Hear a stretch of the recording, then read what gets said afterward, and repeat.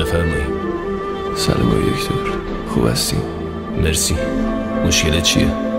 نمیدونم، فقط اصلا حالم خوب نیست. حس میکنم تو این دنیا اضافیه، هیچی نمیتونه حالمو خوب کنه. بگی بشین. چی شد که اومدی به کلینیک؟ حس کردم دیگه وقتشه، باید حرفمو به یکی بگم، شاید یکی بفهمه. بگو همه چی از اول.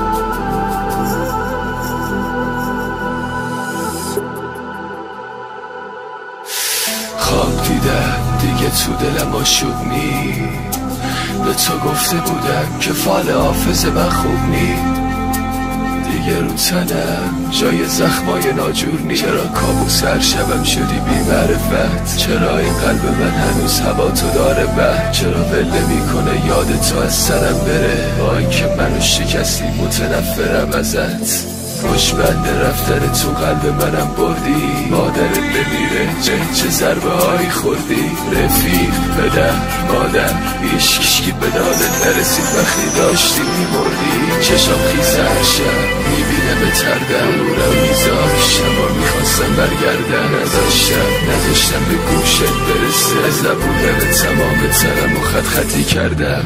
یکی بود یکی نبود، تک بودم پیشکی نبود، بی پدر ناز میکرد قاسم به تخمه رو. فرموندم افسونگر چه بگیرد خودم، لش موندم من تو دنیای خودم، من پش مردم. فلا که بالای در روش نوشته من عاشقتم، منو دور میزنی آره نداره باشه بخم. تو قلب منو تو آمده مرد، لعنت به اون که تو رو حامله کرد. دستت واسه آرامشم بهم میگه که آماده شم، من نرفته اسم تو کل شم. تو کاری کردی که حتی با خودم غریب بشم. بی من چی دلگرمی دستاش مال خوده، خودمو برداشتم برم تموم بشم مال خوده. بی سوزونم بعد تو هرچی که یادگاریه، هرچی از تو باشه پیش من واسم اضافیه. هیچ کنم بعد تو هرچی که یادگاریه، هرچی از تو مون برم بازم واسم اضافیه.